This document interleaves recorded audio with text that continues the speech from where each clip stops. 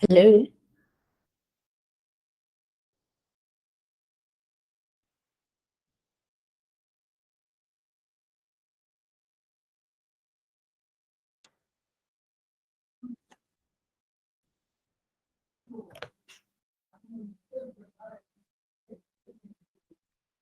Hello, Hi. how you doing? Good and yourself? I'm good too. It's just so hot here. Yeah, this weather up and down.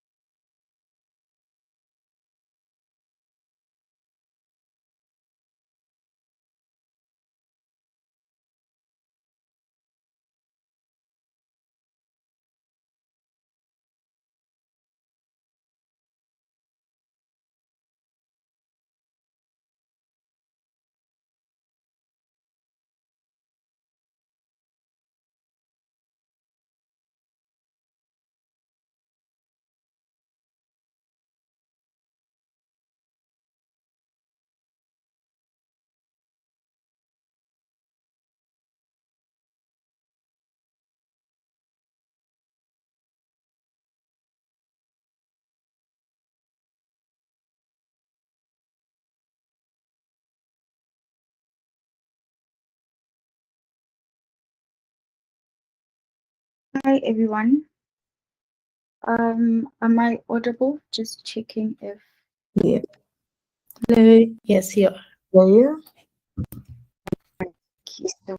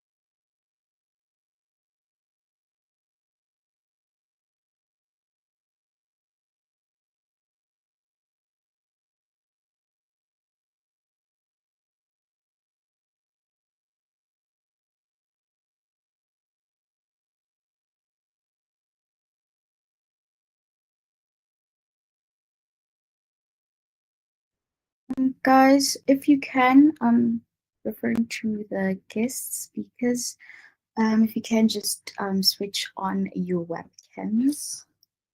I'll do so also on my side. Right.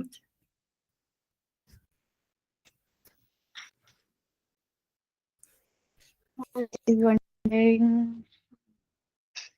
Doing good. Oh, sorry. Good, how are you? Great stuff. I was asking, is there a way to like blur up the background? I'm not sure here. I haven't used this platform, so I'm not quite sure. Let me just check. If I go to settings, video. Change layout. No. I'm not sure. I don't think there is. Yeah, tried as well. No. I'll just like, I don't want people to be distracted by the background. Are you guys ready? I guess.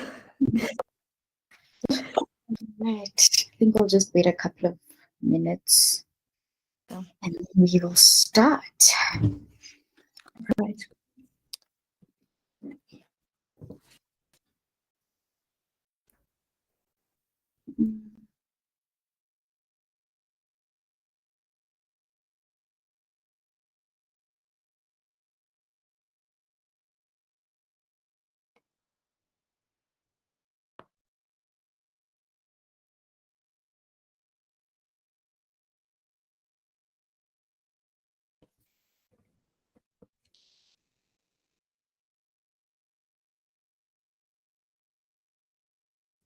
I found something. If you go to more settings, Yeah. background. And then? Background. Ah, perfect. Thank you. Sorry, where? So if you on more on the three dots and Okay. then settings and then background. Settings. Oh, cool. Thank you. There we go. Yeah. Heck. Can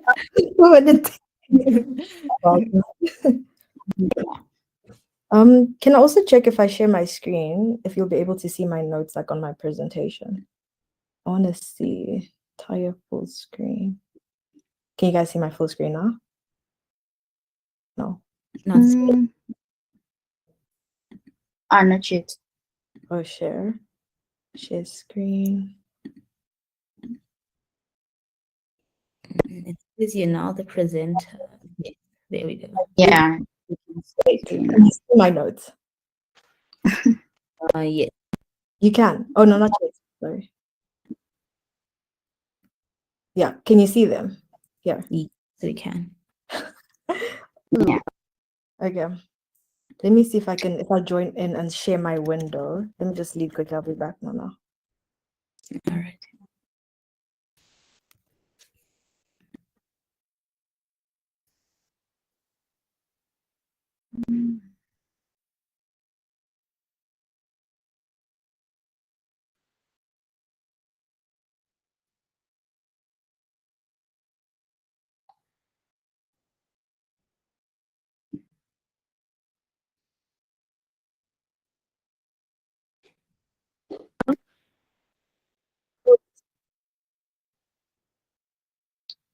I'm gonna try again.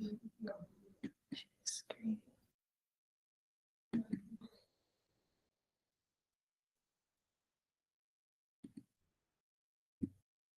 Okay, if I do this and then I go here, can you guys see?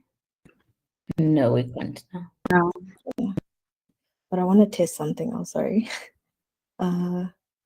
Because I won't be able to move my notes that way. Share screen.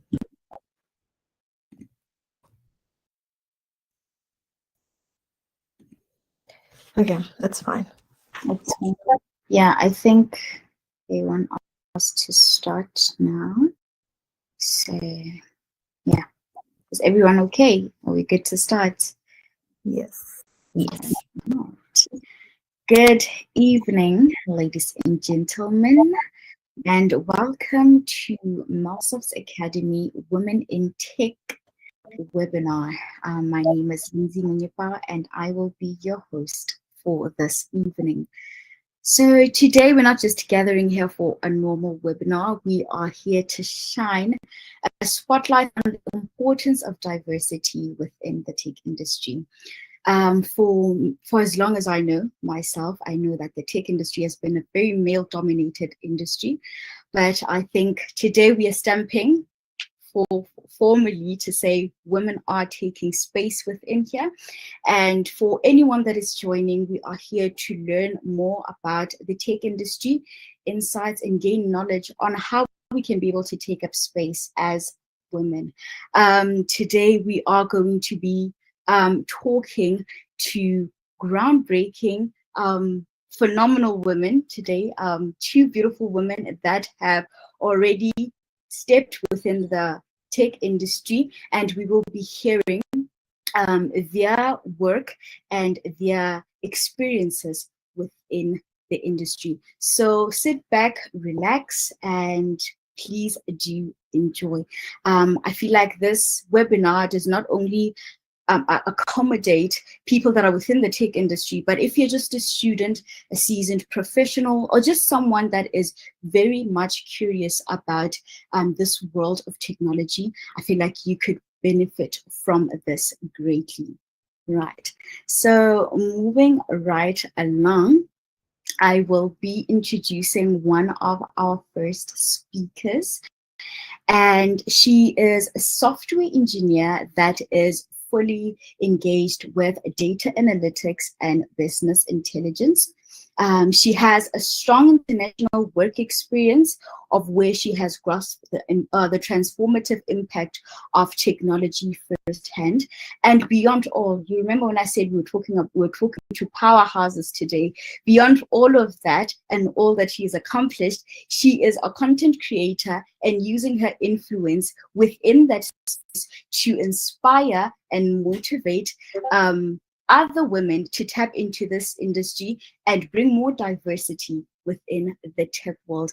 Ladies and gentlemen, help me welcome Rudo Malungisa. Hi, Rudo. How are you doing? I'm good. How are you? I am good, thank you. Thank you so much for gracing us with your presence this evening. It is so lovely to be with someone of your stature and, you know, someone that has accomplished so much already within the tech space. We are very excited to be hearing from you tonight. Thank you. Thank you for having me. Hearing that, I'm like, whoa. The little girl inside me is like, oh my gosh, is that me? Yeah. Thank you guys so much. I'm happy to be here. Anyone who knows me knows how passionate I am about this. And a lot of people hear me, and I'll literally have sessions like this just to take them through my journey and inspire them to also, you know, go through theirs. So before I get started on who I am and all that, let me just share my screen. Share screen. Cool. You guys can see my screen, right? Yes, we can see the screen. So before we get started, I want us to do something. So if you have your phones, you can scan the QR code. But if you don't have your phone, you can go to mentimeter.com and then enter the code at the top. I'll just wait for everyone to get there. Let me open it up on my side as well so that we'll be able to see that screen. Just hold on. I hope everyone is logging. Were you guys able to get in yet? If not, you can put in the chat. Cool. So I'm just going to share my entire screen so that we can be able to see. If you're in, click the thumbs up button, or let's see. Awesome. 1 thumbs up so far. It's in the bottom corner over here. Cool. Awesome. So yeah, I'm just going to read it out. If you could describe your journey in tech or your aspirations to break into tech, describe it in 1 word. Let's see.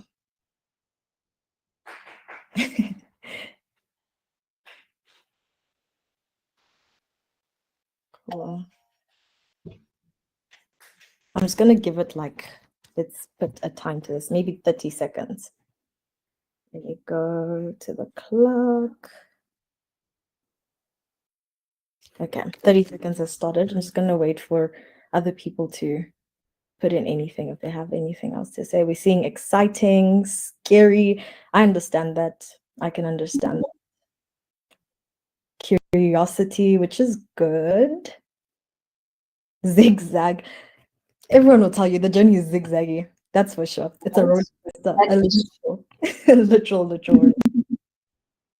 Okay, cool. I think a lot of the words that I'm seeing, like through this word map, I think developer seems to be the one that's there, but the words around it as well make sense. And I think that these words that we're seeing right now, right, they kind of remind us that everyone's journey is different. The tech space is forever evolving, and no stories look alike. And I think I want that to be the emphasis of today. My story is not your story. It can inspire your story, but I think everyone just has an idea of like, okay, this is a software engineer, this is this, but I think it's quite diverse and everyone has their own story as to how they got there. So today I want to share my story with you guys, not because it's perfect, because it's definitely not perfect, but because it might inspire you to also embrace your own path, as well as keep moving forward, because we don't give up, guys. One thing about us, we don't give up, okay? Cool. So we can go back. Let me go back to the presentation so that we can go through this. Share screen. Awesome. Oh, wrong one. I'm sharing you guys my notes, my secrets. Share screen, presenter, this one. Awesome, cool. So I am Rudo Malungisa, as mentioned earlier on, also known as Coffee Girl on social media. I literally walk around and some people call me Coffee Girl. I'm like, guys, I'm actually, my name means love.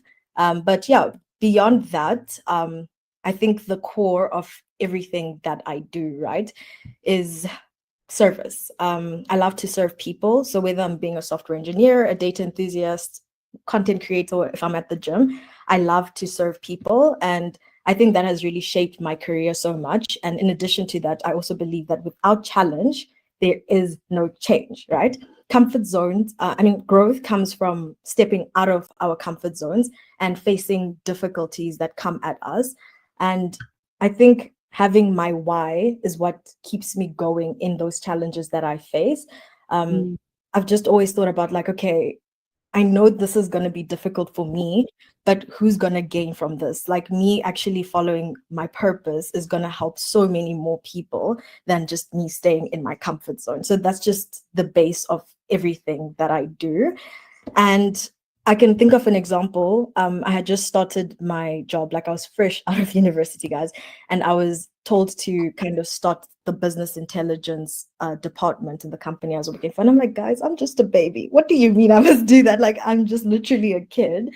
But I think I got back into it when I realized that this is the people it's going to impact, because at the end of the day, it's going to help people make decisions that will impact the customers, and these customers' lives will be made easier through technology. So you start to understand the power in that. And I always tell people that your reasons, your why needs to be something that keeps you going. If it's just money, trust me, it's not going to keep you going forever, because at some point you'll just, be like, oh, okay. But if your reason is rooted in your purpose, then you'll actually enjoy a lot, and you'll enjoy the challenge that comes with it, right? Cool. So if you guys are taking notes, I want you to write down what is my why and reflect on that later. Trust me, it will change your entire journey. Awesome. So my early journey, so I'm talking university here, right? So I'm just going to move this here. So I studied a degree called business science. Yeah, it was a business science specializing in analytics, and it included honors in statistics.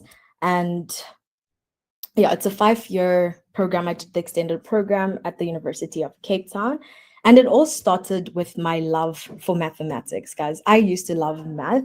And because at that time, I think the buzz career was like actuarial science. And if you're good at math, then you're most likely going to go there. So I felt like it was the perfect thing, to do. But guys, let me tell you something.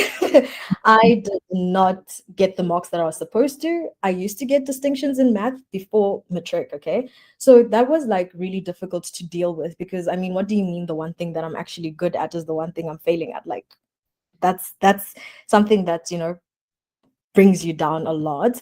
And then I decided to study analytics. It was with a lot of resistance. I didn't want to study analytics because I didn't know what it was. I didn't understand what it was.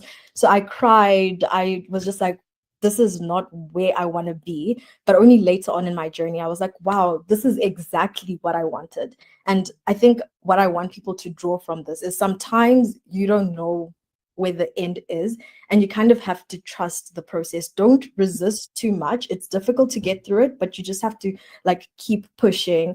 And I mean, it taught me technical skills as well as just how to adapt and grow in situations that are like out of my control, right? So yes, I accepted the fact that I'm not going to do analytics, but trust me, that journey was not easy, right? I failed math twice. Remember, I told you it was the one thing I thought I was good at. So I was like, okay, if I didn't do so bad with with the actuarial science mark, I missed it by a few percentage. So the analytics degree also had a restriction, but I was like, okay, I'm still the math queen, right? But failing math twice was again such a bruise because, yeah, again, the one thing you're good at is the one thing you're failing at, right? But then and I put these two things next to each other just to show the contrast, just to show that failure is not the end. You don't give up at failing. I failed twice even, you don't give up at failing, because after that, I received top student in computer science, and I was shocked, right? But again, that gave me that confidence I needed to keep going again. Then this story was repeated in my final year as well. There was a module that we did at the beginning of statistics honors. It was a 2-week module. Guys, I was failing like really badly, right? Really badly. So I called my parents and I told them, guys, I think I need to drop out. Like at this rate, there's no way I will pass this degree. I need to drop out. But they kind of encouraged me to stay in and like, keep pushing and just to stay a bit longer, because I think it was a 2 weeks, but it was a really short course, right? And then a few weeks later, like towards the beginning of the actual first semester, we had like this test and I actually got a distinction for it, right? So again, there's a contrast. I failed, I wanted to give up, but then got my distinction and then it kept me going. If I had decided to stop at the point of failure with math, which was first year and second year, then I would have not even made it this far. I wouldn't be here sharing my story. Again, emphasis on the fact that failure is not the end, right? And then also within the tech, within my degree as well, towards the end, I was really stressed. I only had energy to complete my degree, but everyone's talking about, I'm going to be working there, I'm going there.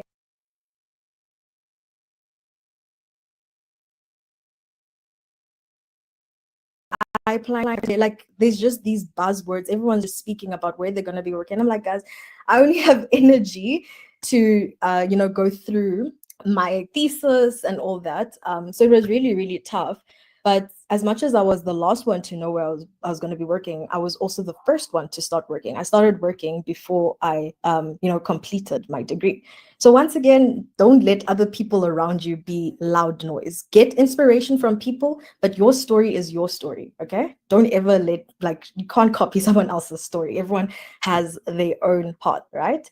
So yeah, it's these moments that, you know, truly taught me that failure doesn't define you. And in life, you will be good at some things and other things you really won't be good at them, you know. So keep going, guys. Don't ever stop at the point of failure.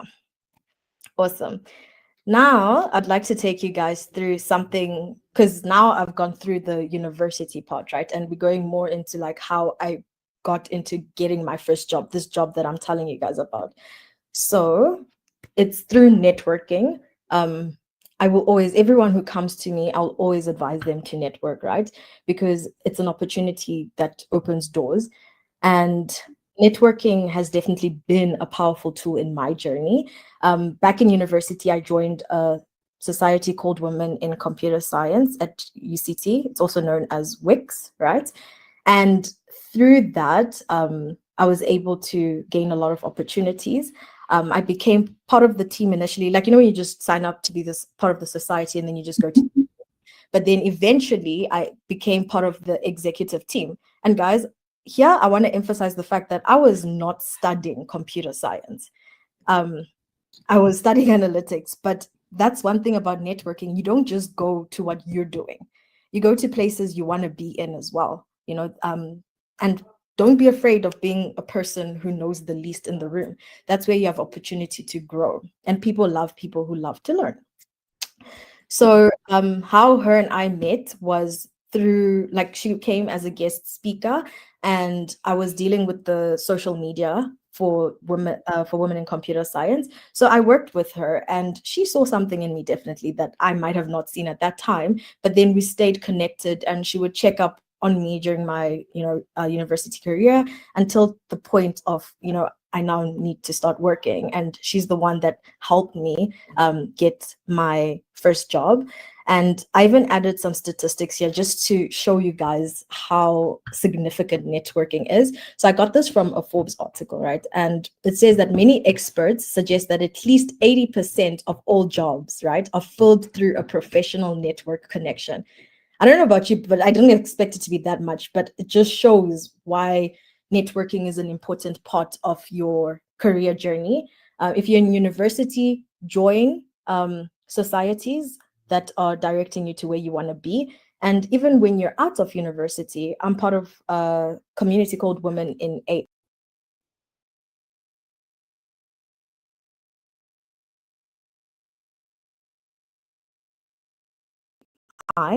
community, especially as a woman in this space. You're gonna need it, and it just helps. When I get to that point, I'll explain to you guys why it's important to be in these kind of communities. And another thing I'd like to say is that networking isn't knowing someone. Saying I know Rudo is not networking, or I've had one conversation with Rudo, that's not networking. Networking is about building relationships, you know. You have to put in the effort. You need to show up. You need to contribute where you can. You might not know anything, but trust me, you can always contribute something, right? So be open to that. Be willing to be okay again with the fact that, you know, it might not work out. You're going to message people, they're not going to respond, but that's literally the worst thing that could happen. But try messaging people. People often DM me, and I do my very best to help out where I can, right? So that's that on networking. And then next, I want to touch on the diverse roles in tech, right? Because I think I mentioned it earlier on where I was saying that people just say software engineer, data analyst, and they just have an idea of what that is. But let me tell you, as somebody who's had the title software engineer in two different environments, they kind of have I had two different responsibilities in both cases. And not only does the title make it like, are they different roles within the title, but also the environment you're working in makes a big difference. When I was in a more startup environment, look at all these things that fed into just being a software engineer. I also did some data analysis. I did some BA work. Like, you end up expanding and doing. So I feel like a lot of people, they're like, okay, what is software engineering? But it's like, depends on environment, depends on the company. So I just wanted to share this because I feel like even right now, my title on paper is software engineer, but my work that I'm currently doing is mostly business intelligence. So I want people to understand that and actually go out and do research and talk to different peoples with the same title, because two people with the same title can be doing completely different things, right? And Yeah. So yeah, like I'm saying, to break into the space, talk to people. And the tech space is literally so diverse. So yeah. And speaking of diversity, I think it's one of the reasons why even imposter syndrome exists, in terms of like how diverse the tech space is, because imposter syndrome, I feel, stems from the fact that um, you don't see anyone else like you. So the tech space is kind of like that, right? Where people know different languages. There's so much to know within the tech space. So when you meet someone and they're like, oh yeah, I know how to do this, and you're like, yo, I don't know how to do that. Does that mean I'm not a good software engineer? Does that mean I don't belong here? All these things start running through your head. So I say that it's very diverse and it's a good thing, but at the same time, you need to be aware that you can't always know everything, and you need to be okay with that, right? You really, really do. So now, in the context of women, imagine having that kind of weight on your shoulder, right? Where it's very diverse, but now also walking into a room and not seeing people who look like you. Again, you're like, no one else looks like me. So does that mean I'm not supposed to be here, right? And that's I want to speak about next is, I wasn't supposed to show you guys that slide, but it's fine. It is what it is. I've shown it to you guys. I actually wanted to ask you guys if you knew what, how many women in tech, experience feeling imposter syndrome. So I kind of exposed that. Just carry on with that.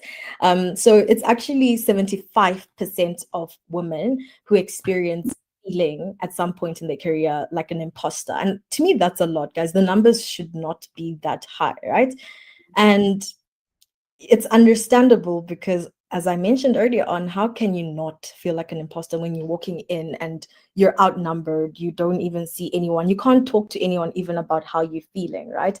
And what makes things even worse is the fact that only 26.7% of jobs, of tech jobs globally, right, are held by women, where 14% of these are tech leaders. And I think the reason why the number is so low is because people, or other women, leave the tech space before they reach a level where they can be senior.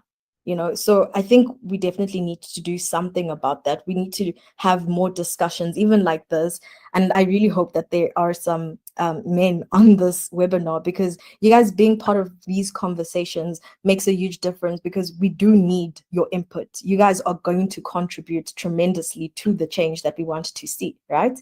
And another thing that I think we need is more mentors within the space, more spaces like what I was mentioning, Women in AI, a place where women can come together and speak about, the problems that they're facing, and just encourage each other to stay in the space. It makes such a difference when you have a lot of women around you. It's not to say that one must be more than the other, but balance, right?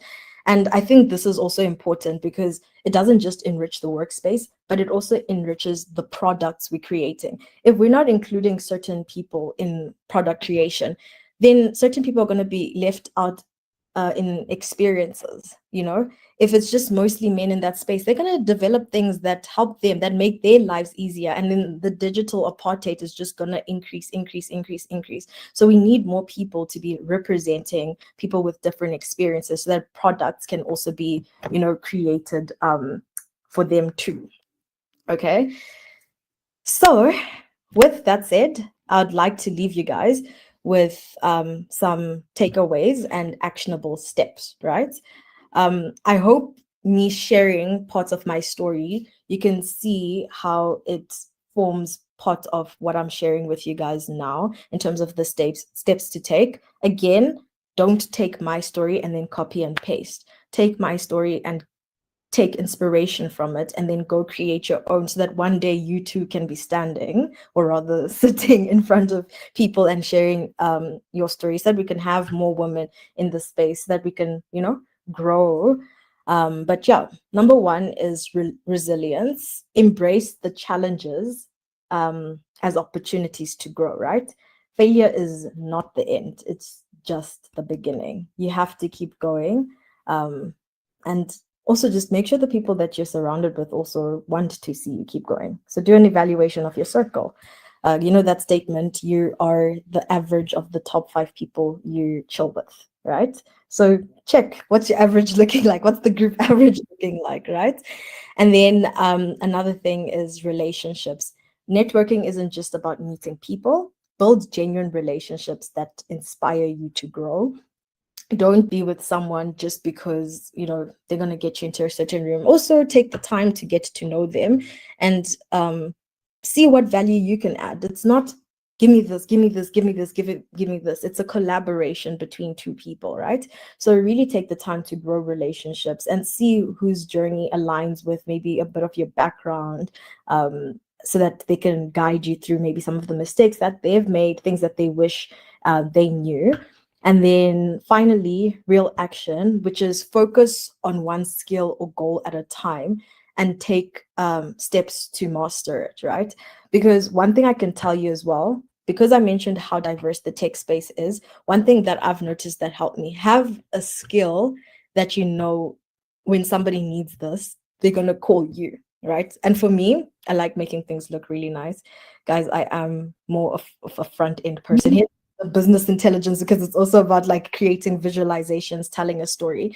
So best believe when people need anything to do with design, front end, or business intelligence visualization, they come to me because I've taken the time to upskill, to watch videos, to, you know, kind of improve, see where I can improve, get criticism and work on it, you know? So be open to that. And if you try and take on too much, you're going to get overwhelmed and do absolutely nothing, you know? So those are the steps that I really just want to encourage you guys to take. And yeah, that is it from me. This QR code over here is to my link tree, so that you guys can follow me on Instagram and TikTok. I definitely share a lot of my journey there, as well as resources. I'm a resource girly. So if you want a place where you can find resources, do follow me as well. And if you don't have, what is this called? Your phone open, if you're watching on your phone, I will drop the link to my link tree in the chat. But yeah, that's that. Keep going. If there's one thing I really want you to get from what I shared is write your own journey. Don't be afraid. Don't look down on yourself. You are fully capable, and failure doesn't mean you're not capable. It's just a learning curve, you know? Yeah. Thank you. Thank you so much, Rudo, for such an insightful presentation. We did learn a lot from that, and I know the people in the call have taken some notes from what you did. I personally have taken 2 that I will be personally applying to my journey in tech. You did mention something about networking, which I really feel like it is vital, not even in the tech space, just in general, being able to open your horizon, get to know people, and that will in turn help you progress within your journey, which I feel like it is very much important. So events like this, whereby we are meeting, it is virtual, but we are able to connect also on the socials as you have given us yours. And I do believe that creating a very strong community within the industry that you're trying to progress in is very important. And you also did mention about the variety of the jobs that are within the tech space. And I just feel like it's an eye-opener, even for someone that is within the tech space. I feel like even if from someone that is looking from outside, they're able to look at just how many the possibilities are within the tech space.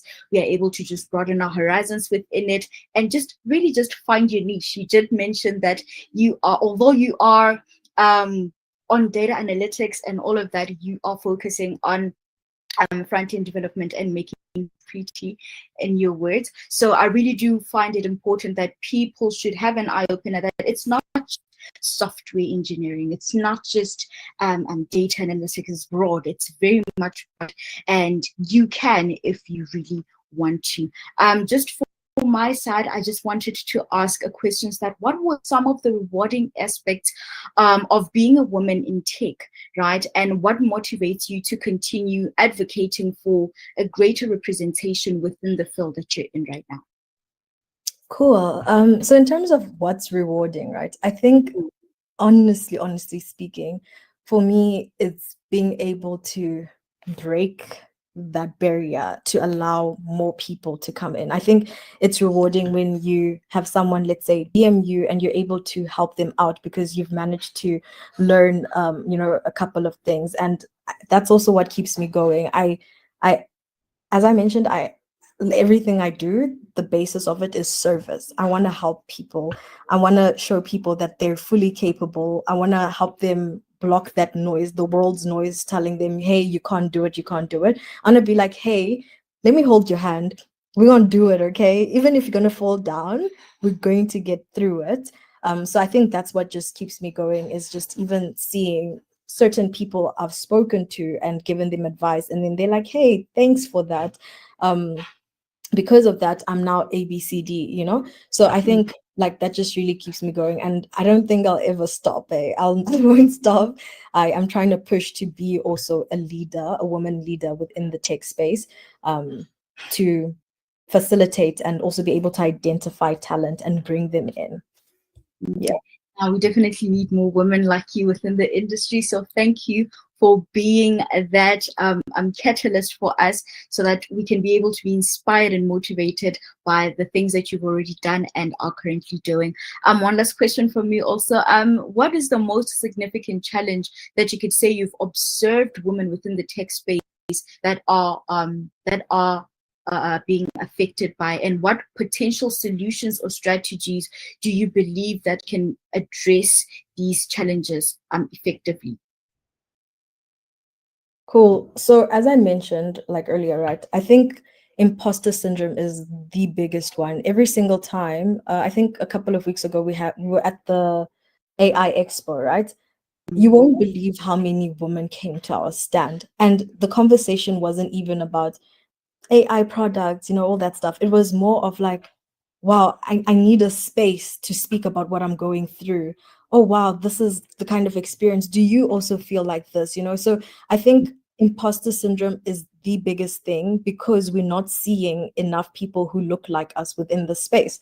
And the solution to that, as much as it seems so obvious, is to bring more people, but that's the obvious one, right? But how do we bring in more people is the biggest question. And community to me is a place where people can know they can go and grow and stay in the space. Like, hey, I'm facing this challenge at work. I feel like giving up. No, don't give up. Like going to that community and them encouraging you, like, no, don't give up. How can we help you?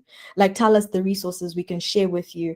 What challenges? Like, just a space to go and ask the questions. And then eventually, I think more women will start staying in the space and becoming leaders, and therefore employing more women. And yeah, I think that's the solution, but it is tough because we can't do it alone. We need the men to also participate in this. They also need to employ more women and just check their teams, do an evaluation and see what their team looks like, and ask themselves, why aren't they employing more women? What's the reason? Yeah. That is definitely true. No, thank you so much, Rudo, for your time and your insights within the tech industry. I am sure everyone that is here on the chat has taken a little bit of insight and knowledge in regards to your journey, and they will be able to apply it within theirs. Thank you again, once again. Yeah, we will be taking questions in the chat. If you do have any questions for our speakers today, you could write them in the chat box, and we will have them discussed at a later stage of the webinar. Right. Moving along, we are going to go into our second speaker of the evening. She is a dynamic leader that is making waves in tech, a technical team lead at Zulzi, and who is at the forefront of driving innovation and leading high-performing teams to success. Part of her experience is one of as a React Native developer, where she has built transformative digital experiences that have connected solutions and people seamlessly. Again, that is not all. Do you see the lines? Do you see how many points I have to go through just to introduce you to the ladies we have here tonight? That is very beautiful. She's also a co-founder, mind you, of Easy Code, and she's also a content creator with the aim of inspiring women to be in the world of tech. Without further ado, let us welcome Tshegofatso Isaac. Thank you so much, Tshegofatso. How are you doing? Hi, thank you so much for that introduction. Yeah, we just have to. Do you see just the accolades, the achievements? It's so nice. It's nice to see. Thank you so much for gracing us with your presence this evening. We are quite eager to hear from you tonight. Thank you so much. I am really excited to be here. And yeah, I'm just going to be chatting about my journey. And yeah, I'll just get started from where I started. It started back in 2014. So as it was mentioned, I'm a content creator. I think that's actually where everything started. I really enjoy creating content. I started posting on YouTube, and I'm hearing a bit of an echo. Okay. Can everyone hear me clearly? Yes. All right, cool. So yeah, my journey started back in 2014, and I was creating content on YouTube. At that time, I was just 15 years old, so data was a bit expensive. So I decided to move on to blogging. That way I could upload more frequently. And with my blog, I started reading a lot more blogs. And that's when I started seeing like people have pretty nice blogs and mine looks kind of boring. So I started like trying to figure out like how do people get their blogs to look like that. And that's when I learned about HTML and CSS. And that's where the journey started and the interest. And I was like, whoa, you write these like funny little symbols and you get something cool like this. And yeah, so I just started learning more about that, learning the different languages. And I was in grade 9 at this time. So when I went to grade 10, I decided to take IT and I started learning Delphi. We started with Scratch and then we moved on to Delphi. I found it really interesting. And yeah, I just continued coding and learning how to code in my spare time. Found it interesting enough to continue with it after high school. And I went to study computer science at the University of Pretoria. So yeah, I studied at the University of Pretoria from 2018 and I graduated in 2021. But throughout my university career, because it was something I was interested and passionate about, I was, building my own stuff on the side. If you want to check out more about that, I do have I was like reacting to some of my old projects on my YouTube channel, but yeah, just building some stuff, not the greatest stuff, but what that taught me is just the importance of just getting started. I think one question that people really ask me a lot is like, how did you get started? I think just one day I was like, as I said, I wanted to change something on my blog, and that's how I learned. Like, how do I make a heading bigger? And now I think it's so great. We have resources like ChatGPT, so many online resources, so many YouTube channels, anything. So if there's anything you want to do, like the resources are out there.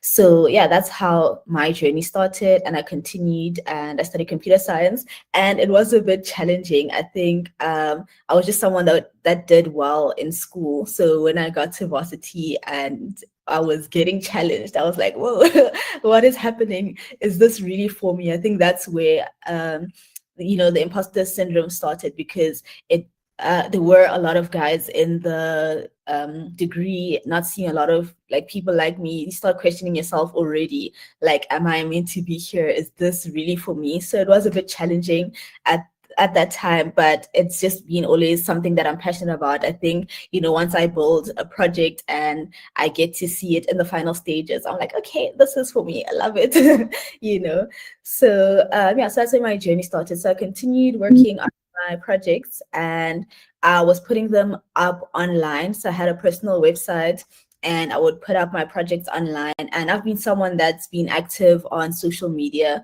for the past couple of years, and that actually helped me to get my first job.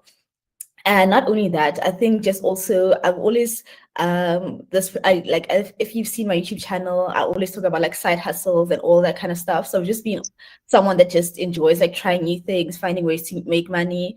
So right after high school, I got my first job. So I was working at the mall, and I was doing like the center setup, taking pictures, and that was on my CV. And in my second year, I was working in a retail store. So just having experience, not only in tech, but in other spaces as well, that helped me land my first job, because I'd post my, when I posted my projects online, and a company saw that, they reached out to me and they asked me for my CV. So seeing that, oh, okay, this is someone that, puts themselves out there and is willing, to do the work, that really helped me out a lot. So I started working I started working in tech while I was in my final year. So I started working as a web developer in my final year, and it was quite challenging because I was also doing school. Final year computer science is not a joke, but yeah, so it was really tough to balance all of that. But I think I don't want to say like things are hard or something like that, but like sometimes there are some challenges, and that's why I think it's important. I think sometimes people get into this field because they hear that there's money involved and all of that, but sometimes there's going to be challenges. So it really needs to be something that you're passionate about, because like once you have that passion, it's so rewarding once you get to work on all of these things. So that's when I started working in tech. I was working as a web developer for about 3 to 4 months during my final year, and I gained a lot of experience. It was all like stuff that was completely new to me. So I had to I was learning in school, learning outside of school, but I'm also someone that just really enjoys learning. Like I just want to know, how do things work? How can I actually figure this out and make things work? So that really helped me out a lot as well. And after that job, I also, in my final year as well, I was lucky enough to get an internship. So I think also just building up my CV. So having the experience, I had experience in retail, and now I had experience as a web developer. I had built my own projects, and I had already also, when I was in my final year, landed a client to build an app for them. And how I actually did that was another thing that really highlights the importance of networking. Back in those days, am I showing that I'm old now? Facebook, I was on Facebook, and I would be on there, and I was in this group where they would share like opportunities, and I saw this lady was looking for someone. She ran like an accounting software app, and she was looking for someone to run a stand for her at an exhibition. So I reached out to her. I managed to do that. But while I was there, first of all, it was like a business event, and I got to meet other people in that world, and it was so like fascinating. Especially I was in my final year. I just been in school and now seeing what people are doing out there, so that was really great. And then another thing is, I got to share with her that, hey, I actually have some experience in coding. Here's my portfolio that I have. These are the things that I've done. And that helped me to land a project where I built a travel agency app. So that was really great. Also, continuing to add stuff to my portfolio. So already once I was in my third year, I had the work experience, I had some project that I had built, and had built up a portfolio. And even with school, it was a bit challenging. I did fail. I failed a module in my first year, and I failed a module in my final year. So that was challenging. But I think also, especially in the world of tech, if you can show that you can do the work, that really plays a big role. So yeah, and that's how I landed my first job in after I graduated, and I started working as a React Native developer. So that was my journey to getting there. And I think just putting myself out there, as well as networking also online. Like it's now 2024, or it's like we're quarter to 2025, and like the online platforms are really great for networking as well. So if you're on LinkedIn, even now on social media, I think with people like us creating content, and you get to connect, we build these communities and people can connect through, like I see in my comment sections, people having chats and discussing, like maybe I'm sharing like, oh, how did I get my first job? And then other people would also share, and we just build that community. So that is really helpful. And yeah, so I worked at my first job. I was there for 7 months, and then I moved on to my current job. So I've been here for 3 years now at my current job, and earlier this year I was promoted to be a team lead. So with just like 2 years of like working experience, I was able to get there, and I think it's a very big milestone. And yeah, so I think with that as well, I think it's like all of these things that have been adding on to each other that got me to where I am now. And as it was mentioned, imposter syndrome, like it is real. Like I think I'm still the only female developer in the space. So already being the only female developer and then leading a team of men, it is like scary at times. I still like even now like get scared about it. But I think what has just really helped is just like I let my work do the talking. So I've seen that since the beginning of my journey, like just putting out the work that I do, all of that has gotten me to where I am. And that's why I like to create the spaces where I share online and share everything to show that, hey guys, we're here, it's possible. And I think also it's just a reminder to myself as well, like, I have to look back and like, okay, no, actually I did the work, I did this and this and this. I am meant to be in this space. So I think it's really great for us to have these platforms where we can actually see and inspire other women as well, because like it wasn't always like that. And just getting into the space, I think we also need to realize that we also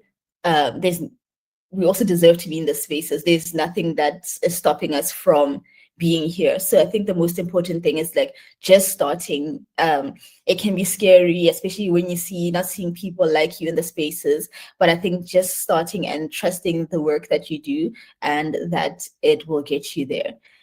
And yeah, so that's my journey of how I got into tech. And I think just the most powerful things for me have just been being in the spaces, and for me, creating content has allowed me to network, meet lots of people, and I'm always available. People reach out to me on my socials, people send me emails, and I think it's so great to have that. And I think I also I follow so many women in tech on TikTok. And I think it's also like really inspires me as well to see, like, because as I said, I don't always see it in the workspace. So just going out there and seeing like, okay, we're really doing this. So we're doing this. It's so exciting. But I think there's definitely space for more women in tech. And I think just the most important thing is just like, I know it will probably just sound like cliche, but just believing in yourself and knowing that you're meant to be in that space, like this is our space as well. So just do the work and you're meant to be in that space and you will get in there. And yeah, just starting, I think if you can connect with other women as well, and have like being in those communities, like that really helps to just chat to people that can relate to what you're going through. That really helps me out a lot, and that has really helped me to get where I am today. But yeah, that's just a brief just overview of me, how I got here. And I don't know if there's any questions so far, but yeah, that is. For sharing with us, Tshegofatso, what a lovely journey that went through. And I think one thing that stuck to me as you were speaking was that you started this journey from just wanting to make your blog just a little bit nicer, and you were very much curious about that. And here you are finding yourself doing so much greatness within this industry, which is just remarkable and I would say very inspiring. And I think what I can take home from that is that just need to take initiative if you are not part of this space. just start by finding interest. Whatever, tech is everywhere. That's what I always say. Tech is everywhere. Like you said, you wanted your blogs to be nicer, and that's how you delved into this industry. But I feel like if someone is not clued up on this space, they should just jump in. Like it is scary. I will say that it is scary, but I think you can go wrong with just finding yourself learning HTML, finding yourself learning CSS. It's a language, you know. And I feel like once you get into it and you fall in love with it, it becomes more than just a language. You look at it as something that can do so many possibilities. So for someone that is not within the tech industry in this sport, please do just take that initiative to just try and learn and see what it can actually do for you. Just a couple of questions on my side before I check the chat for some questions and answers from the audience. I just wanted to know, what strategies do you believe are key for women building confidence and leadership skills as a woman in tech? I think just like reflecting and reviewing yourself as well. I think that's something that I didn't do for a long time. Like I'd just say like, oh, I'm not really that good in this. I'm not really that good in that. And then I just accepted it.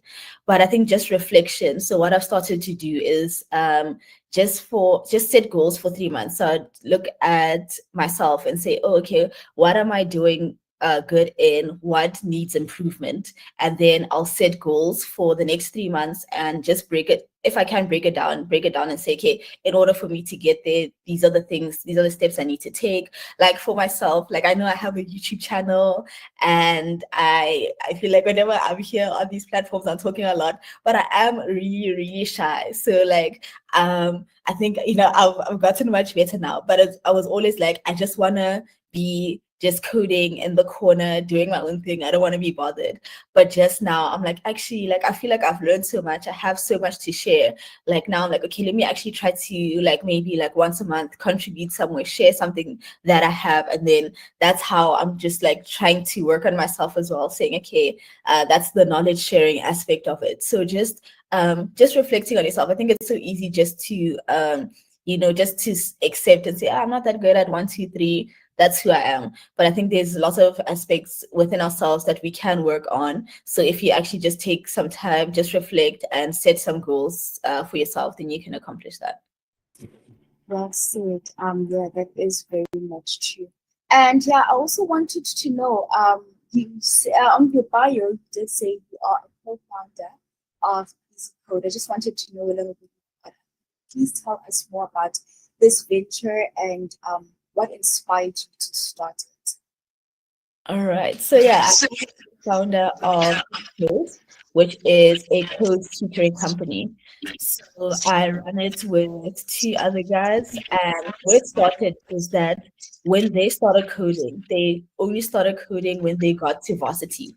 So the initial goal of Easy Code was to bring coding to kids. So we started with courses for kids between the ages of 9 to 16, just to expose them to codes, for them to see what it's all about, so that if they decide that that's something that they're interested in, they can continue after that. But also coding is also really great, just like to build like the problem solving skills as just a fun hobby and so on. So we started off teaching kids. We've had kids as young as like 6 years old now, and we teach them using Scratch. And now we've expanded our offering. We also do courses for adults. So the whole idea is for us to introduce people to the world of code. Because I know I mentioned that you can go on YouTube, you can search online, find all the resources, but not everyone is self-motivated like that. So our courses are meant to just help you, hold your hand to get started, to say like, okay, this is how you get started, this is the language, this is how things work, and just guide you for 3 months. And once you've just gotten a little bit of introduction, because it can be a bit overwhelming, especially if you have no experience, someone goes to you now and says, go learn how to code. Like there's so many languages, what are you trying to build, what are you trying to accomplish? So our courses are just meant to help you get started, get you your foot in, and then you can go ahead and learn by yourself after that. So it's been really great. We've been doing a lot of boot camps this year, going to schools, starting with students that had no computer literacy skills at all and getting them to build their first website. So it's been really great, and just like making tech more accessible, because we're here now and it seems like, oh, okay, we have access to resources, but there's so many people in this country that still don't have access to any of that. So we're just trying to do more of that, and I'm really excited for 2025. And I think we'll be going throughout like Gauteng and going through different schools just to introduce the students to digital literacy and some coding skills as well. That's awesome. That is a very important. That is a very nice concept, and I do believe that we should expose young people to code as early as possible, because technology is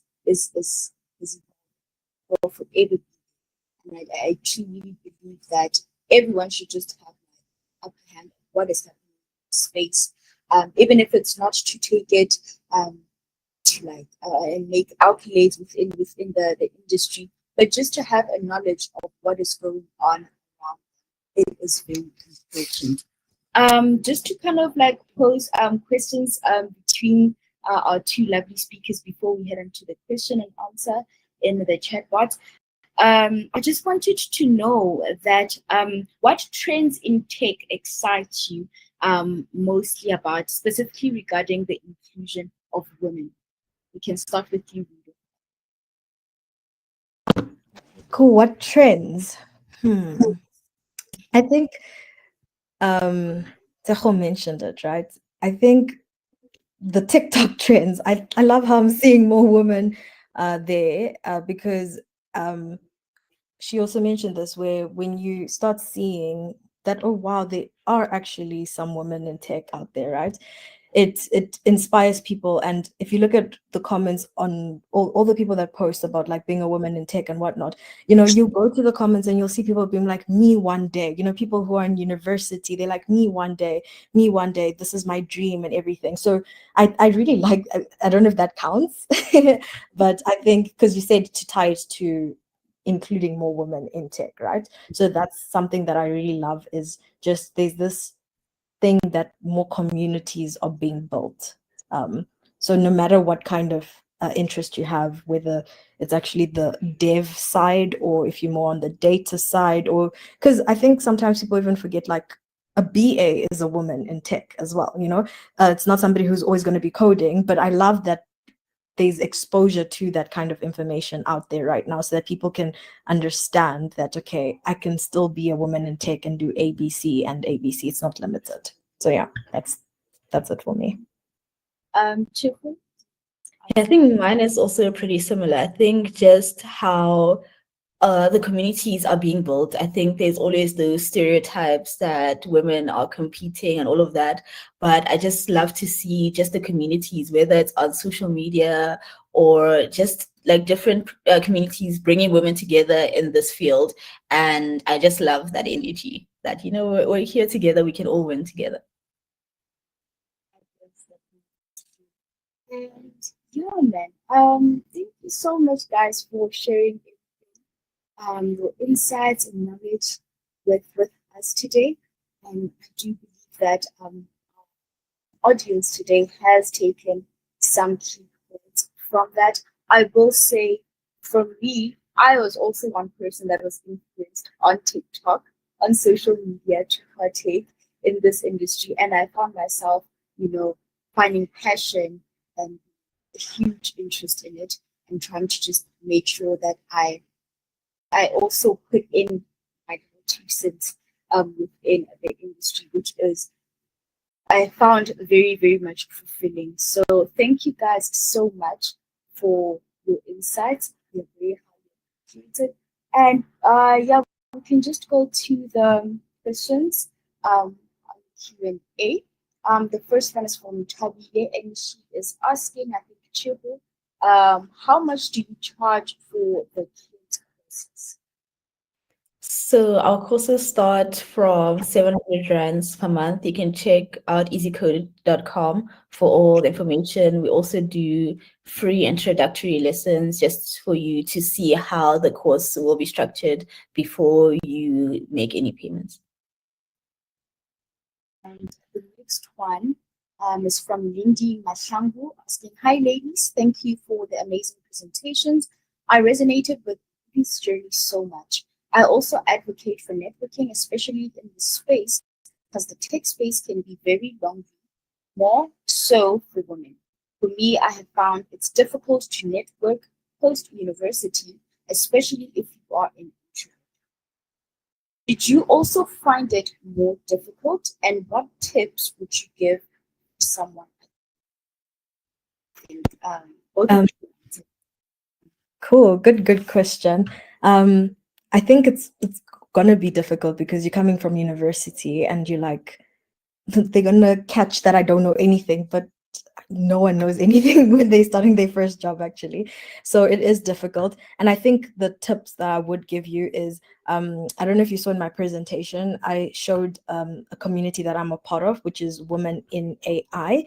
I think join those communities and form relationships with the people in there so that you can then go with them to networking events. Because I think the scary part about networking events is the possibility of you having to go alone and then you don't know anyone. You don't even know what to expect. So I would advise that you network not only when you now want to get into a certain space, but network. I said in my presentation earlier, network to form relationships. So it doesn't always have to be like, hey, tech. You can literally just message somebody and be like, hey, I see you're in that space, but I also see you're like, an interesting person. Do you mind if you give me 30 minutes for you to just explain your journey to me? And through that one person, they will introduce you to other people. I even have an example of one young lady who DM'd me on Instagram, and I hope she doesn't mind me sharing the story, but I won't I won't expose any names or anything like that. But she DM'd me on Instagram, and it led to her being able to join in at the AI Expo. Do you see? Just like one moment of bravery of just asking me about my story led to many opportunities, and she got to meet the rest of the team and other people within that space. So if you do feel that it's a bit intimidating to just go to events alone, start off by trying to build a relationship, even with just one person within that space, and they can become the person you go further with. I hope that helps. The next question is by Morumba, and she is asking, what type of projects are impressive to potential employees? So start with Trevor with that. For that one, I would say I think it would depend on the job that you're trying to get into. So what helped me get my first job? So I am a React Native developer. So what helped me get my first job is that for my final year project, it was a group project. We built a React Native location-based game. And I had that on my portfolio, and I mentioned specifically which parts that I did. I had all the videos, the link to the GitHub as well. So because I was showing that I had the skills in React Native that helped me land the first job. So I think it would be good to have something just related if you're trying to do some back-end work, if you're trying to do front end, just have something that shows that you're able to do the job that you're looking for. We don't Um, yeah, I can chip in a bit to that as well. I think you had some really good points, Echo. And like for me, I I literally, guys, I'm gonna say something, and I know a lot of devs are gonna be like, "Girl," but I was like, did a statistics based degree. So at some point, I stopped doing computer science at second year level. So by the time I got to my final year, I wasn't coding in the sense to build something. It was just more, statistical analysis and all that. So for me, I was like, that's not going to stop me. WordPress exists, and I created a website using WordPress, right? And that still came across as impressive to the employer because I showed initiative, right? So it's showing that, you know what, I might not have the skill set yet, but guess what? I'm going to use what I have and show you that I am willing to learn, right? So I think don't be too scared of like finding a solution that works for you, because a lot of the time when you're entering the industry, it's more about the character to want to learn and build things more than it is the actual skill, because anyone can be okay, not anyone, but like a lot of people can be taught the bases, right?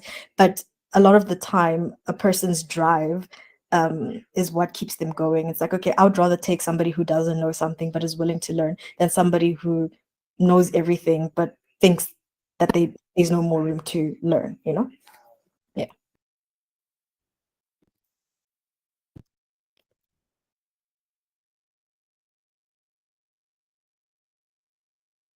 So I think she's frozen. I don't know if it's just on my side.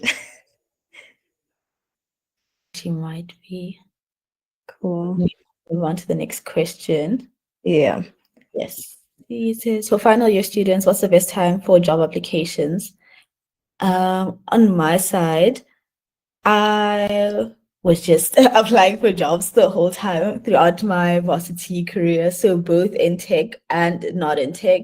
So I think once you're ready and if you feel like you can balance both, you don't have, if you don't want to work in varsity, I think maybe when you're getting closer to wrapping up your degree, but I think it all depends on you. You can just get started whenever you're ready. I think once you, especially if you're studying the degree, there's certain like modules that you've done, or just like whichever way you choose to learn, there's already some things that you've done. So once you're ready, if you can show that these are the skills that you have already, then I think that will be really helpful.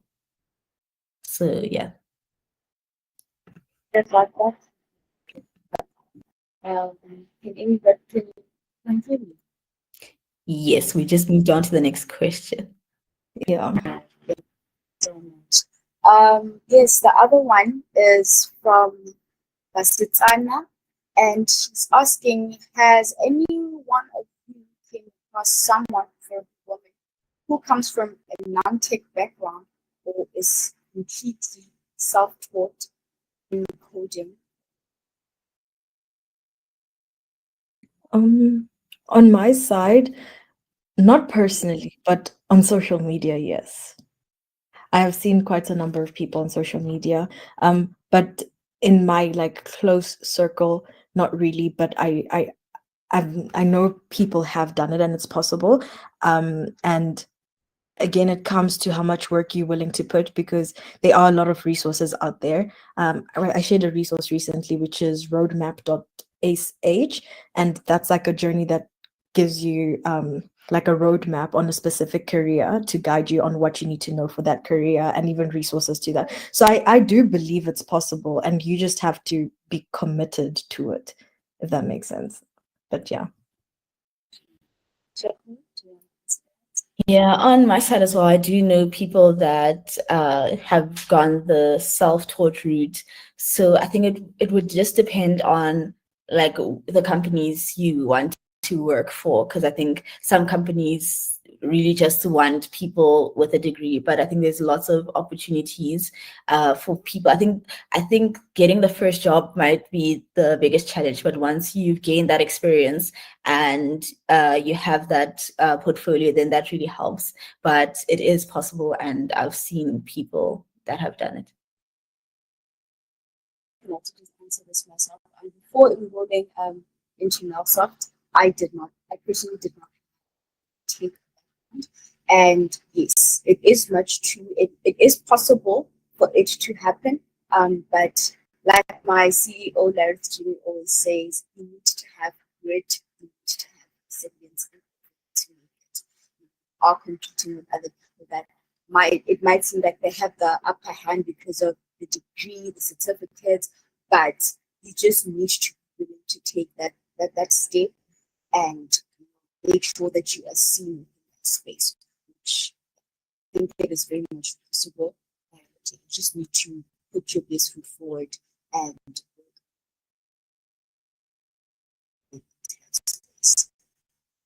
so the other question coming from Kamuso, She is asking, how important are soft skills to developers and which ones do you consider essential for community? You can start. Sorry, who did she say? Sorry, I didn't hear properly. Oh, I was asking, Gamso is asking a question and she's asking, how important are soft skills to developers and which ones do you consider essential for community? Honestly, I think they're very important in terms of the how important part, extremely important. And in terms of which ones do I consider essential? Communication. I think that's like so important. Communication, and also, in my opinion, I think it's also important for developers to understand the business goal, right? Because a lot of people want to just come in and code, but I think it's important to understand the business goal in order for you to innovate within building your solution, you know? So I don't know what's soft skill that falls under, but I guess one of them is definitely like communication. You need to be able to talk to people because you're going to be coding with other people. You guys are working together to build one system. So you can't just be somebody who does not communicate. Yeah, I think soft skills are very important. I think communication is a big one, teamwork and collaboration, because when you're building projects alone, it's just nice. You get to do your own thing. But once you get into the workplace, everyone there has to be aligned on the goal. So you need to be able to work with other people as well. And I'd say like just the other stuff as like, managing your time, knowing how to adapt because, with the business, there's different things change. So you need to be able to know like, okay, what's the goal now and what's happening, communication. Yes, I think that is very important. And the other one is coming from Demil Shaba. She's asking, I am a self-taught, I'm taking the self-taught route into tech. I'm still very much in the early stages of learning, and I fear that taking the traditional route to get into tech might be extremely difficult for me to make it in the industry. I do believe it's possible to be successful, but how can I best set myself up while learning so I stand out regardless of whether I have a degree inside? I think from my side, I'd say just building up that experience. So, because you're learning all of this information, so showing that you can also take that information and build or create something practical out of it. So, yeah, I think that's what I would say. I would pretty much say the same thing. Do your research, see what kind of company you want to work for, talk to people within the industry and see where you align most with, and then start building projects accordingly. There's so much information on the internet about companies. You can literally go there and just see what products they are building and all that stuff, and then start building accordingly as well, so that when you go to an interview, whatever it is, you're able to be like, look what I can do. I'm not just going to speak about it, but look, I've done it before. I do think that taking the non-traditional route you can take, you do need to have sense of practical work that you have done. Because others, they might say, here's my certificate, I have done this for this amount of years. But with you built up on the portfolios that you built up on your portfolio, do projects that are innovative, think outside the box. Don't just do a mere calculator. That it just shows that you're able to do something, but you're not willing to think outside the box to solve problems, because essentially software engineers are meant to solve problems. We are thinking of problems that we are having at the moment, and we're trying to find out ways in which we can be able to combat those problems. So make sure hone in on your portfolio, make sure that the projects that you put there, they're very impactful and they are up to the how can I put it? The trends within tech.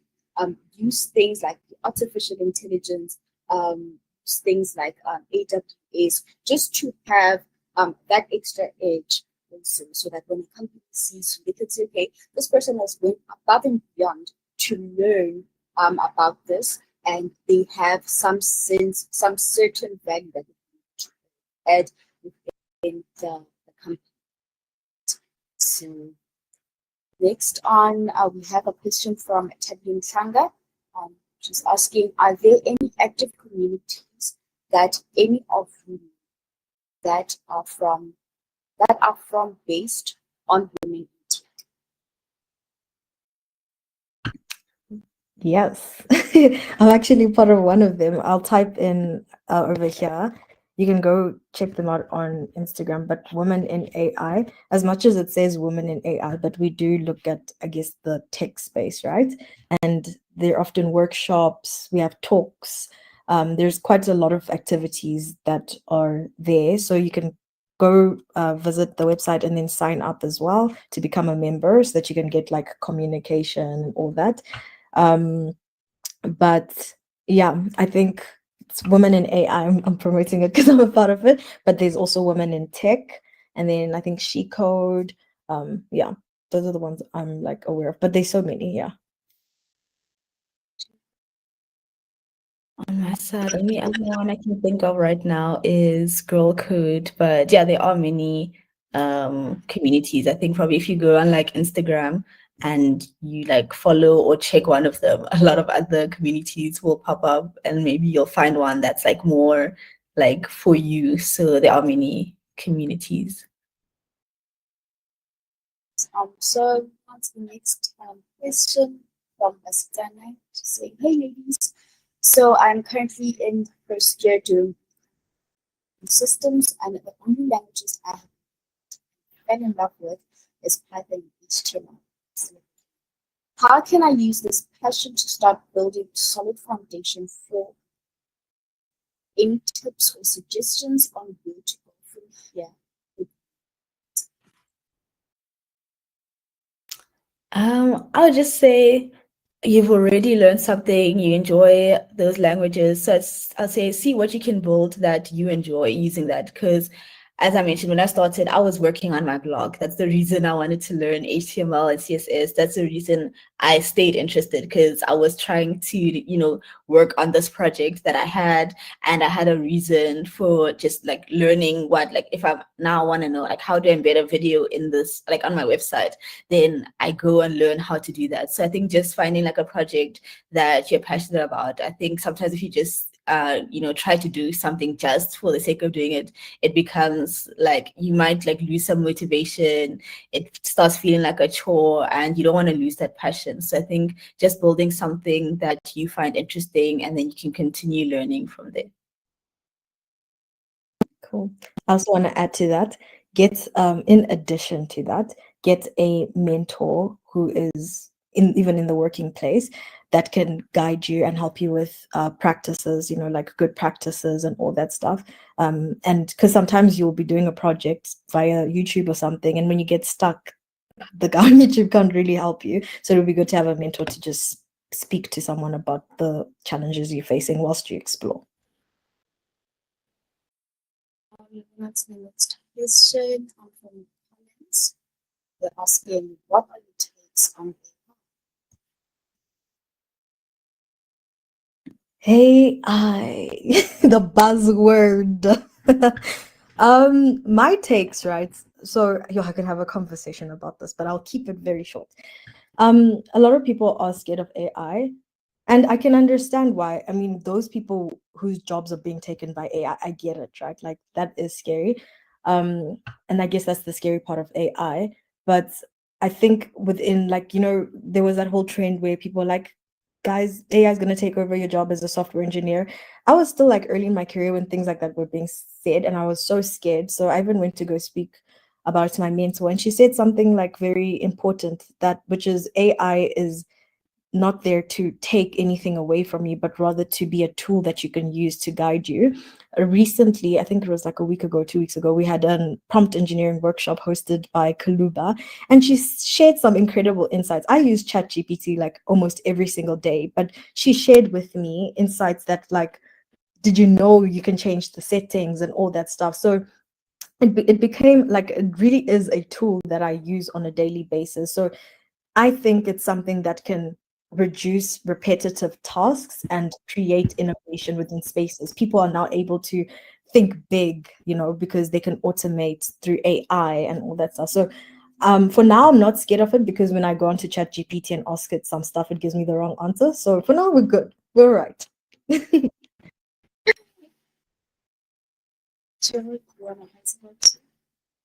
Yeah, I think I'm pretty much on the same page. I think just like AI and like ChatGPT has really helped me out just to be able to work faster, just, simplify something. So for now, I think it's good. It's helping me out. And I don't think it's at a place yet where it can replace developers. I think we still have a long way to go before we can get there. So I think it's just a great tool at the moment.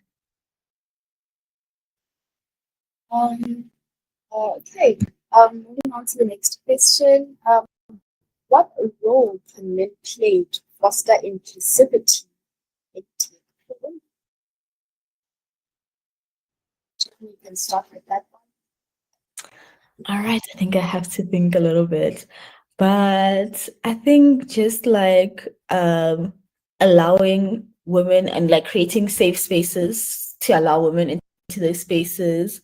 I think also that it's still a male dominated area. So maybe we could also get like just mentorship and just see, because as it was mentioned, like only like 14% of women are leaders in tech. So just maybe if we get some mentorship insights, see how do we get there. Yeah, because I mean, if we can learn from people that are inside already, that would really help a lot. And I think just creating and allowing women to have the space in tech. Yeah. And attending events like this, because a lot of people see events where it says women and then they're like, oh, it's not for us. But I encourage people to attend events like this. Come hear what our frustrations are, because you can never take action if you don't know what the problem is, right? So don't exclude yourself from the conversation. Be in as many spaces as possible where women are expressing what they issues are. And even in our Women in AI team, we have two guys that are part of the team, right? And they also get to, lead initiatives that can help men understand some of the struggles we're going through as well. And they can also contribute and learn as well, because just by sitting down in a meeting and having a conversation, they can already kind of understand how we feel, So I think just it's okay, like, to be part of these spaces, join those meetings. Don't be intimidated by the word woman. Come through. They should also understand the need for inclusivity within spaces. Because as you did mention that when you have a group of men, or rather a group of innovators trying to combat something, they might not necessarily be looking at it. So a woman is needed so that they can be able to take on from the experience of what is. So in a sense, you should just be in places like this, immerse yourself in the understanding that women are lacking within this, and try by all means, if you're in a position of power, to be able to hire women or introduce women to this, please do so. I think another initiative that I do have is She Codes. She Codes was started by, if I'm not mistaken, Matt Dillek. He's the one that fostered that, realizing that women are very much very scarce within this industry. Made a platform which is free, by the way, check out, and then he goes through teaching and going through how to go about learning the basics of software. So I think being like that, it does help widen the door for us in the industry, and it also helps us just like find out. That is really important. So yeah, that's done again with a question saying, looking back on your journey, what is the one advice you'd give to your first year self? For me, and I always mention it in my YouTube videos, I think the mistake I made in first year was just, just learning or just cramming stuff just for the sake of passing.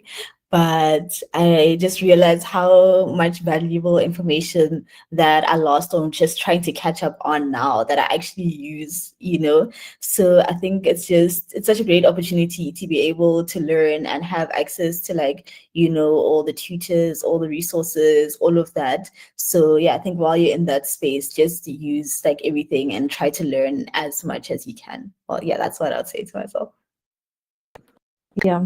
On my side, I would be like, girl, number one, get yourself a mentor. Number two, do more projects. I was just focused on trying to pass, as she mentioned, just studying not understanding the value of what I'm actually studying. So I wish I did more projects and had somebody to guide me earlier on in my stage. I really do.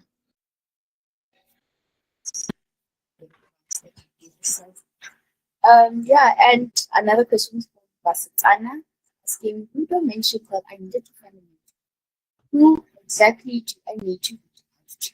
Because I actually have no idea who to go to. Does have a link. Okay, cool.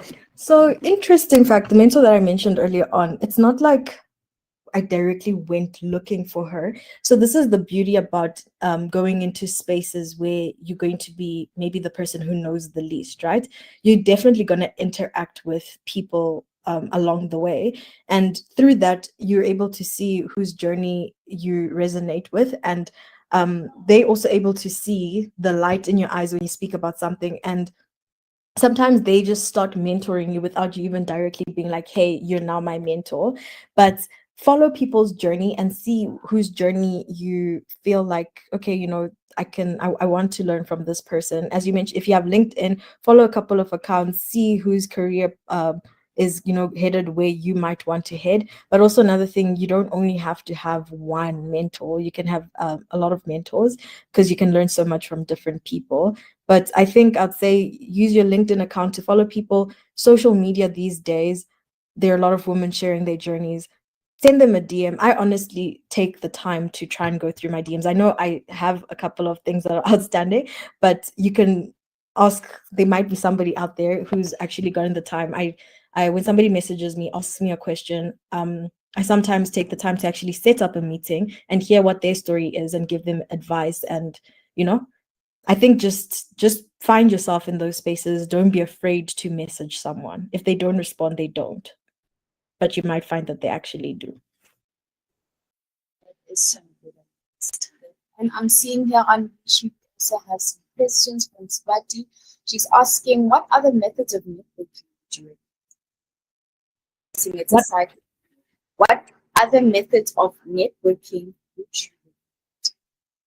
What other, okay. So I've mentioned being part of the community. So like joining a community, there's so many communities out there. There's this app on, what is it called? Meetup, I think it is. A lot of the time they post events there that are happening. So that's also another form of like having the opportunity to go to an event to network.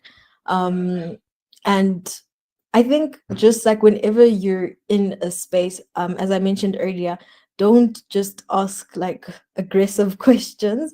Try and understand who a person is, because through that, a person also feels like, a bit more valued. And then through that, they will just naturally start speaking to you about some of the things that they're doing. And you guys end up forming like, like a relationship based off of that. So definitely joining communities, be on the lookout for what events are happening. Social media is now like a really good way. Sometimes I get people DMing, they're like, I know this is weird, but like I just want to be a friend. I'm like, that's no problem. Like social media friends are pretty cool because you get to also learn from them.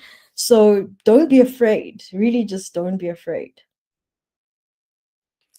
Yeah, I think I agree with that as well. I think social media is really great. Like now there's all these platforms, people are sharing their journeys. You can actually see like where someone is in their career and if that's someone you would want to reach out to. But I think also like in terms of events and everything, like I think also just putting yourself out there. Like with myself, I'm involved in many different things. Like I make candles, I do social media, I do all of these things, and you actually can meet people where you least expected to meet. So like I can go to like a candle event and meet a tech person, So I think just putting yourself out there. As I said, I am shy, it is scary, but I think just give it a try, see how it is, see how it goes. And yeah, if you're still a little bit scared to do that, there is social media events like this. You can also for example, if you don't connect with the speakers, you can connect with other people that are attending the event, and maybe you guys can work together, learn together something new. So yeah, I think it's just the first step. It's just like putting yourself out there. It can be scary, but yeah, it really helps. And another question from our they're asking, what causes the biggest barrier for women to take space and explore?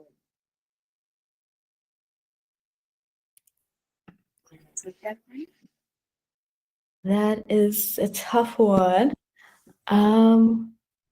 Yeah, I think maybe it's just how it's been such a male dominated field for such a long time that I think like we're not seeing people like us in this space. So it kind of just feels like, oh, okay, so maybe I should be looking into something else. But yeah, but I'm not entirely sure, honestly, but that's what I can say for now. Yeah, I think, yeah, the representation thing matters.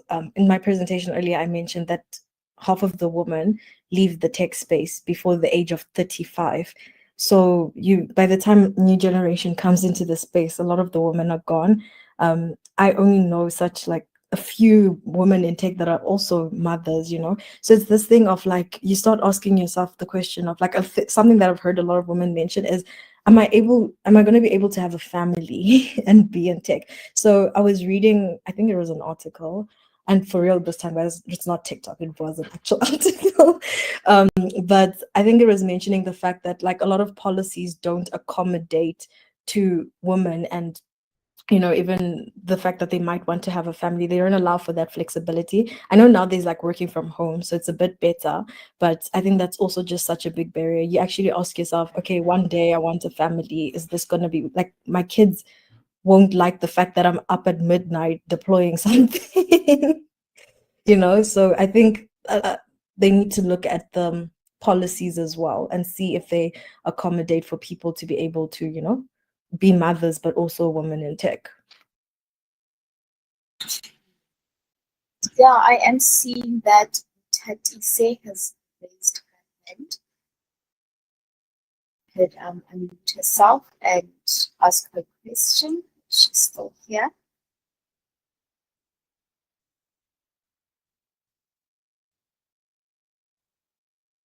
So you can unmute yourself and ask her question.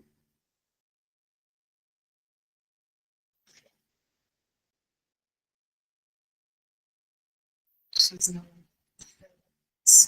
And we can wrap up this beautiful conversation for tonight. Thank you so much for gracing us with your presence, guys. I really enjoyed the conversations we had, and I really hope the audience here has taken something from today's webinar, and hopefully they will see more women take this approach. So yeah, as we conclude this inspiring webinar, one thing is clear: diversity is not just an aspiration, but it is very much a necessity. And through the incredible stories that we've had today from our speakers and our amazing audience, we can actually see that women are not only shaping the future of technology, but are also redefining it. And it is through institutions like this, Melsoft Academy, that played a very important role within just connecting us and giving us a platform to have conversations like this. And it also, the institution in itself, it plays a vital role in the journey of including or diversifying the industry by equipping talents with skills and mentorships and support that they need, not just fostering careers, but actually creating. So for everyone here today, I just wanted to let you guys know that you are part of this movement, whether you are an aspiring developer or a seasoned professional or just someone curious about just getting into this tech space. Keep learning and keep supporting one another within these communities and keep breaking the barriers, because I do believe that together we're not just changing the face of tech, but we're building an industry where innovation is. Thank you, everyone, to my guest speakers and to my audience for being part of this powerful conversation.